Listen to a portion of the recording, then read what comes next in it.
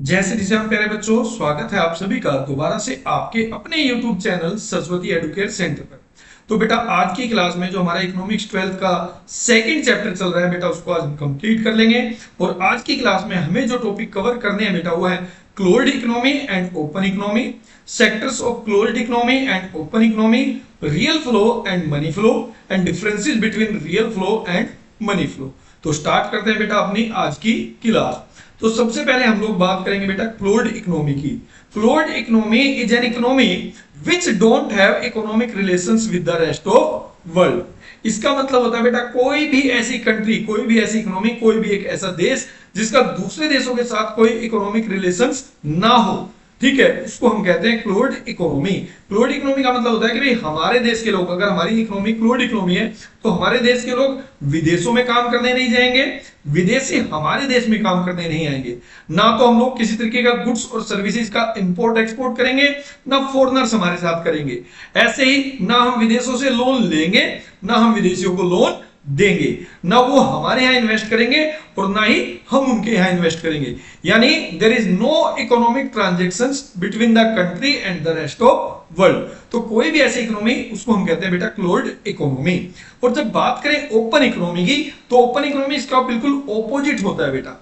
Open economy is an economy which have economic relations with the rest of world। मतलब कोई भी ऐसी economy जिसका दूसरे देशों के साथ इकोनॉमिक रिलेशंस हो, उसको हम कहते हैं ओपन इकोनॉमी। यहाँ पे इकोनॉमिक रिलेशन का मतलब क्या है, उसका उल्टा है, ठीक है। अगर हमारी इकोनॉमी ओपन इकोनॉमी है, जैसा कि आज के टाइम पर हमारी इकोनॉमी है, तो हमारे लोग विदेशों में काम करने जाएंगे, विदेशी हमारे यहाँ पर काम करने आएंगे। इसी तरीके से हम लोग विदेशों में इन्वेस्ट करेंगे तो फॉरेनर्स भी हमारे यहाँ पर इन्वेस्ट करेंगे। हम लोग उनको लोन देंगे तो उनसे लोन लेंगे भी। तो कोई भी ऐसी economy which have economic relations with rest of world, उसको हम लोग कहते हैं बेटा ओपन इकोनॉमी। अब बात कर रहे हैं बेटा sectors of closed economy and open economy. अब देखिए जो क्लोज्ड इकोनॉमी है बेटा, इसमें तीन सेक्टर्स होते हैं बेटा। हाउस होल्ड होगा, हाउस होल्ड जो कि गुड्स और सर्विसेज को कंज्यूम करता है टू सेटिस्फाई देयर नीड्स, ठीक है। And household is the owner of factor of production, right. दूसरा है फर्म सेक्टर। फर्म सेक्टर बेटा which produce goods and services to satisfy the human needs. यानी जो फर्म सेक्टर है बेटा, वो हाउस होल्ड को गुड्स और सर्विसेज प्रोवाइड करता है, ठीक है, जो उनकी वांट्स को सेटिस्फाई करता है। बट प्रॉब्लम कहां है, फर्म सेक्टर के पास जो है बेटा फैक्टर ऑफ प्रोडक्शन नहीं है। तो फैक्टर ऑफ प्रोडक्शन वो कहां से लेता है बेटा, वो हाउस होल्ड सेक्टर से लेता है।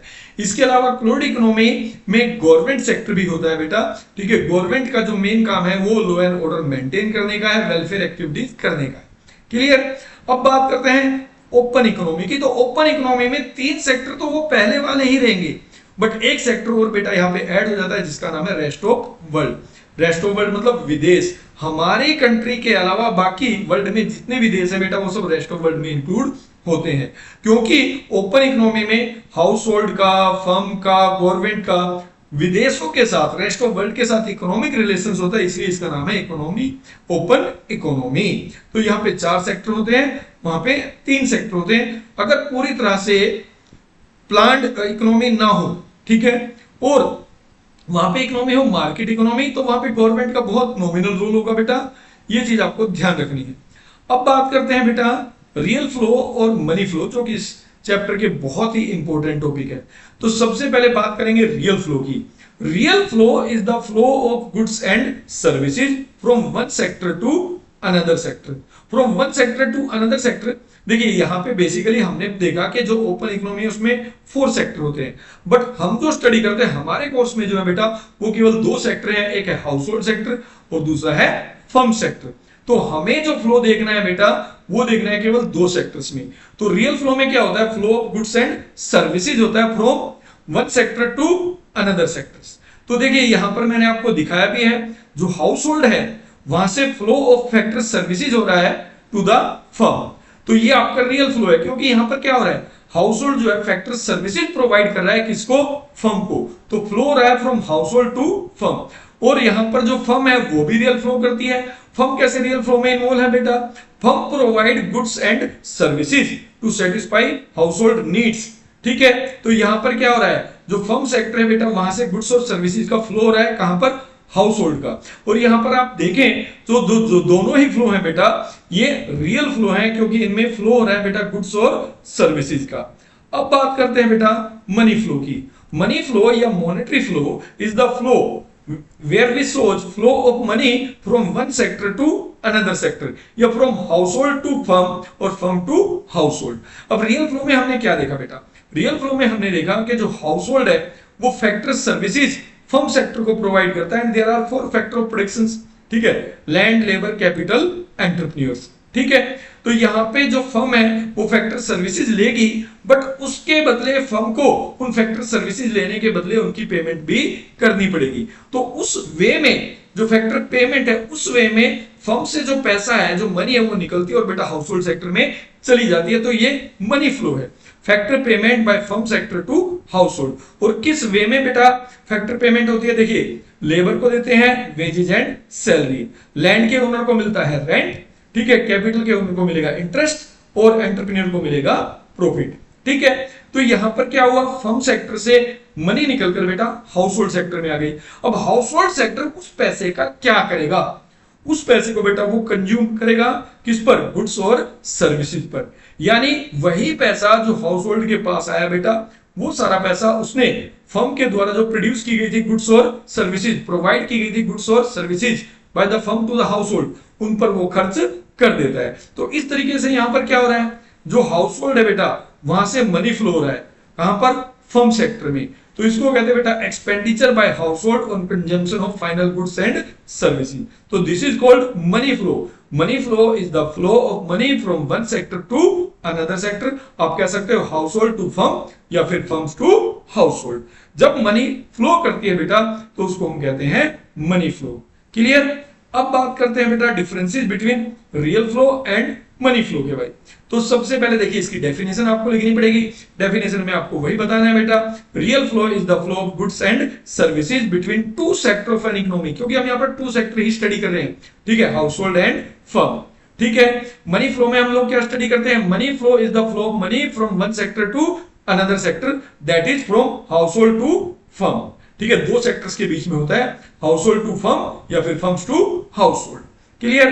फिर यहां पर बात करते हैं काइंड ऑफ एक्सचेंज, किस तरीके का एक्सचेंज होता है, किस तरीके का लेन देन होता है। Real flow include exchange of goods and services between household and firms, whereas money flow exchange money between household and firm, ठीक है।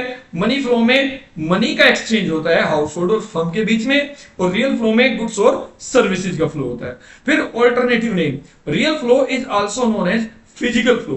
फिजिकल फ्लो क्यों कहते हैं बेटा, फिजिकल मतलब goods which can be touch और सीन। नॉर्मली इसमें हम बात करते हैं गुड्स और सर्विसेज की, तो ये फिजिकल फ्लो है, ठीक है। जो मनी फ्लो है बेटा इसको कहते हैं नॉमिनल फ्लो, क्योंकि मनी फ्लो के बढ़ने से इकोनॉमी में लेवल ऑफ जीडीपी बढ़ेगा या लेवल ऑफ वेलफेयर बढ़ेगा ये जरूरी नहीं है, बट ये पक्का है कि अगर रियल फ्लो बढ़ता है बेटा, यानी flow of goods and services बढ़ेगा इन एन इकोनॉमी, तो जब flow of goods and services बढ़ेगा तो it will promote employment. If it will promote employment then it will promote income, और जब इनकम बढ़ेगी तो बेटा इकोनॉमी में गुड्स और सर्विसेज की एग्रीगेट डिमांड भी बढ़ेगी, और एग्रीगेट डिमांड बढ़ेगा बेटा तो लेवल ऑफ आउटपुट दोबारा से और बढ़ेगा, तो उससे इकोनॉमी में वेलफेयर, लेवल ऑफ जीडीपी बढ़ता है। तो इसलिए इसको फिजिकल जो फ्लो है, ठीक है, रियल फ्लो का ही नाम है, और रियल फ्लो ही जो है it is a good indicator for welfare, इसका जब इंक्रीज होना होता है। फिर बात करते हैं एग्जांपल्स की। एग्जांपल्स में आपने पढ़ ही लिया, flow of goods and services from firm to household and flow of factor services from household to firm sector, ठीक है। ये इसके रियल फ्लो के एग्जांपल है। मनी फ्लो में expenditure by household on consumption of final goods and services, और दूसरा factor payment by the firm to the household. Clear बेटा। तो ये था आपका real flow and money flow. एक चीज और यहां पर आप ध्यान रख सकते हैं, जो एक रियल फ्लो है, ठीक है, उसको हमेशा रिफ्लेक्ट किया जाता है मनी फ्लो के साथ, या कह सकते हो मनी फ्लो जो है उसके रिफ्लेक्ट किया जाता है रियल फ्लो के साथ। आप देखेंगे हमेशा ऊपर एक हाउसहोल्ड से जब फर्म में, ठीक है, रियल फ्लो हो रहा है तो उसके ऑपोजिट फर्म से हाउसहोल्ड में एक मनी फ्लो हो रहा होगा। क्लियर बेटा। तो ये था बेटा आज की क्लास में। अब मिलेंगे अपनी नेक्स्ट क्लास में। अगर आपको वीडियोस अच्छी लगी है बेटा तो चैनल को सब्सक्राइब करें, लाइक करें, कमेंट करें, शेयर करें वीडियोस को अपने दोस्तों के साथ। तब तक के लिए बेटा जय श्री श्याम।